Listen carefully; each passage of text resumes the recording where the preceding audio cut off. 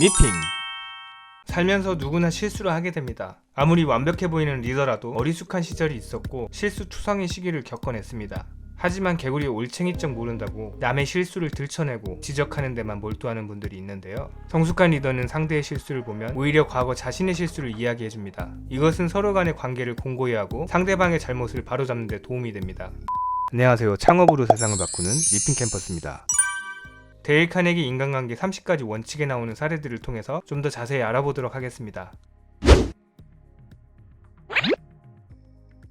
데일 카네기의 조카인 조세핀이 그의 비서로 일하기 위해 처음 뉴욕에 왔을 때 그녀는 19살로 직장 경험이 거의 없는 상태였습니다. 물론 지금은 매우 유능한 비서가 됐지만 처음에는 미숙하고 실수가 많았습니다. 어느 날 데일 카네기가 조세핀을 야단치려다가 스스로에게 이렇게 물어봤습니다. 잠깐만, 너는 조세핀보다 나이가 2배나 많잖아. 일에 대한 경험은 10,000배는 더 많을 테고 어떻게 어린 조세핀에게 네가 가진 생각, 판단, 창의력을 기대할 수가 있지? 그래, 한번 생각을 해봐. 너는 19살 때 어떻게 하고 있었지? 완전 실수투성이었지? 결국 카네기의 생각은 조세핀이 자신의 19살 때보다 더 나았고 그런 조세핀에게 칭찬 한번 제대로 못했다는 생각에 이르게 됐습니다. 그 이후 조세핀의 실수를 지적해야 할 때면 이렇게 말했습니다. 조세핀 실수를 했구나. 하지만 내 실수에 비하면 아무것도 아니야. 경험이 좀 쌓여야 내공도 생기고 판단력이 생기는 건데 내가 너 나이였을 때보다는 네가 나은 것 같구나. 널 나무랄 생각은 없어. 그리고 이런 경우에는 이렇게 한번 해보면 어떨까? 이처럼 실수를 지적하는 사람이 먼저 자신의 잘못을 인정하면서 이야기한다면 상대방은 그다지 불쾌하게 생각하지 않고 좀 더 쉽게 받아들일 수 있습니다.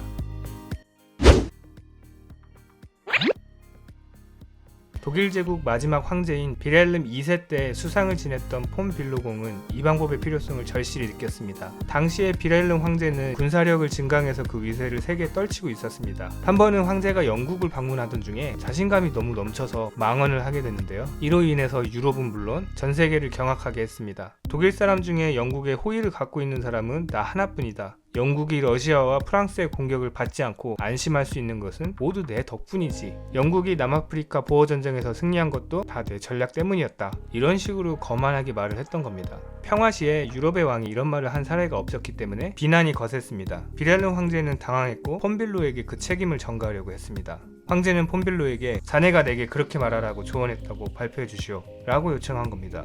폐하, 독일이나 영국 어느 누구도 제가 그런 발언을 황제께 조언했다고는 믿지 않을 겁니다. 아니 그럼 내가 자네 같으면 절대로 하지 않는 그런 실수나 저지르고 다니는 바보란 말이야? 황제는 벌컥 화를 냈습니다. 빌로는 비난하기 전에 먼저 칭찬했어야 되는데 라고 생각했으나 때는 이미 늦었습니다. 그래서 그 즉시 늦었지만 칭찬을 합니다. 폐하, 그럴 리가 있겠습니까?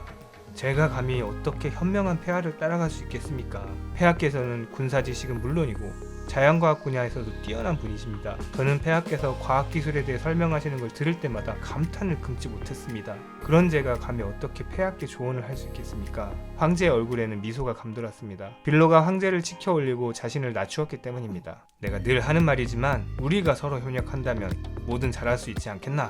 누구든 자네를 욕하는 자가 있다면 내가 혼을 내주겠네.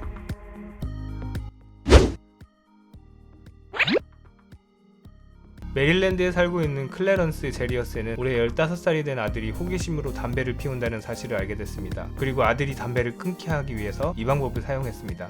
물론 저는 아들이 담배를 피우는 걸 원치 않았습니다. 하지만 저와 제 아내도 담배를 피우고 있었죠. 부모가 자식에게 나쁜 본보기를 보여주고 있었던 거죠.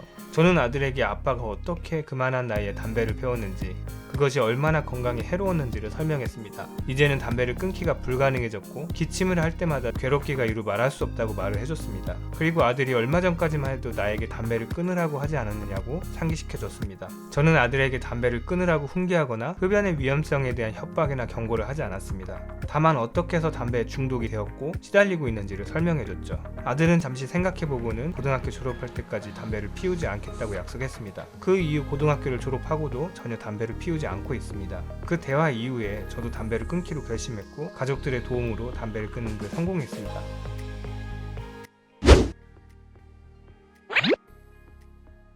진정한 용기는 무엇일까요? 진정한 리더라면 상대방을 비판하기 전에 자신의 잘못을 인정할 수 있어야 합니다. 만약 누군가가 자네에겐 큰 잘못이 없어 라는 낮은 자세로 이야기해준다면 그 뒤에 또 잘못을 지적받게 되더라도 그리 힘들진 않게 됩니다. 훌륭한 리더가 되기 원한다면 언제나 이 원칙을 따르시길 바랍니다. 겸손하게 자신의 잘못을 인정하고 상대방을 존중하는 태도는 여러분의 인간관계에 놀라운 결과를 가져올 겁니다.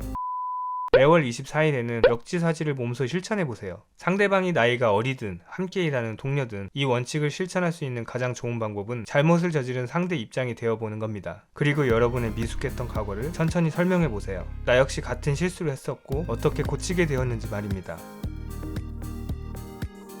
이외에도 다양한 창업 정보가 궁금하신 분은 지금 미핑 캠퍼스에서 만나보세요. 감사합니다.